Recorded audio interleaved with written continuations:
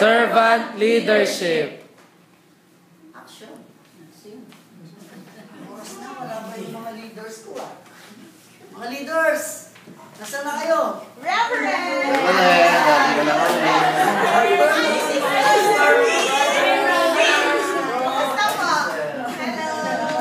Bawat isa ay magkakaroon ng assignment. So, i-assign ko ang bawat isa sa inyo, no? So, ikaw, Sister Maldita, ang ma-assign sa music. Ay, gusto ko yan, Reverend! Okay!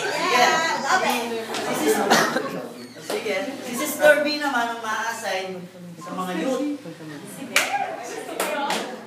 Si Brother Rolito ang ma-assign sa mga men's. Kaya nun, medyo nanghihina na yung mga men's natin ngayon eh. Si Sister Asterlita at saka si Sister Nerdita ay yung i-assign ko sa feeding program. Okay! Kaya-kaya! Ayan. So kayo na rin yung magiging sa kitchen. Okay! Kaya-kaya! Kayong bahala sa pagkain ng mga yan, ha? Lalo-lalo na yung kay Pastor, ha? Si Sister Violeta, ikaw muna yung hahawak ngayon sa mga children. So, Reverend, may ligaw sa mga bata. sigurado ka. So, walang mag-quit pa. Sa pagdating ng isang buwan, babalik kayo dito, no? Kumustahin natin yung mga kanya-kanya nating ministry. Yes! Yung mga batita.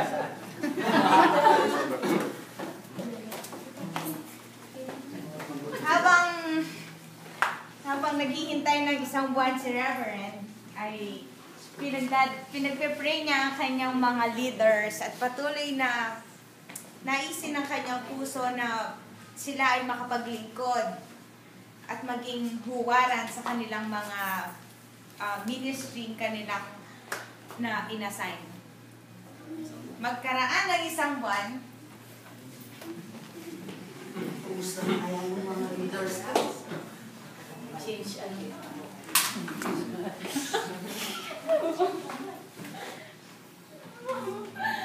Reverend naman! Mr. B, ano nangyari? Naiinis na ako!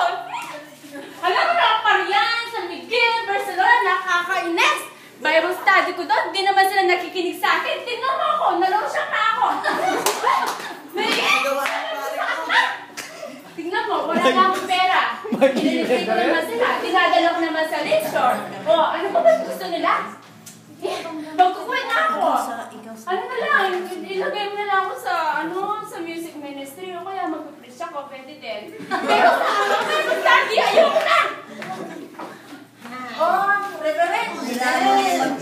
Kadami namin trabaho sa kusina. hirap sa kusina. Ito, nasugat na ako na naman. Hindi ko na yata kaya. Ano pang mabuting, saan kaya ako? Ilagay mo na lang kayo ako sa dancing mo kayo.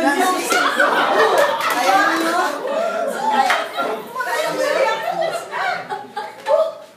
Mahirap na. Ayoko na yata. Ganun ba kaya dyan? Ay, ayaw mo, mag-quit na ako. Ay, naku, Reverend! Reverend! Ang kukulit talaga ng mga bata. Hindi ko na... Sumasakit ang ulo ko, Reverend. Sumasakit talaga ang ulo ko sa pangulitan nila. Pamantin. Reverend, ayoko na talaga. Kahit gusto kong maglingkod sa Diyos, kung gano'ng kakulit yung tinuturuan ko. Naku, sumasakit talaga yung ulo ko. Ay, Gosh! I hate it! You know, Reverend, I hate it. I really hate it. You know, in music ministry, grabe! I hate it talaga. Imagine mo, pag nagpa-practice kami, laging late. Wala pa sa timing pag kumakanta. Ano ba yan? Hindi ba pwede sa dancing or somewhere na lang? Ayaw mo na. I hate it. Tapos, pag kumakanta kami, magkakaibang key. So, hindi ko so hard, you know? Kung naman pwede sa iba na lang ako. Ew. Please, ew!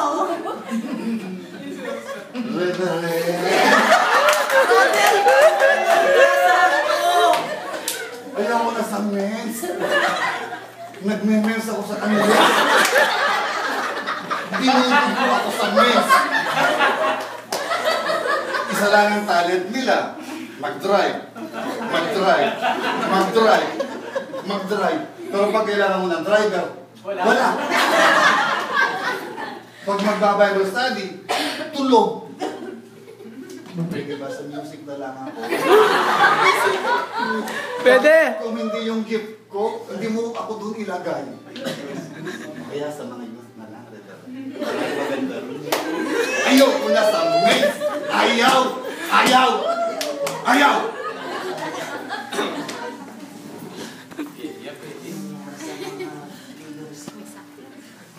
Mga kapatid, kung sino man ang gustong maging pinakadakila, siyang maging aba. Pinakaaba. Sino man ang gustong pumasa ng sarili nilang krus.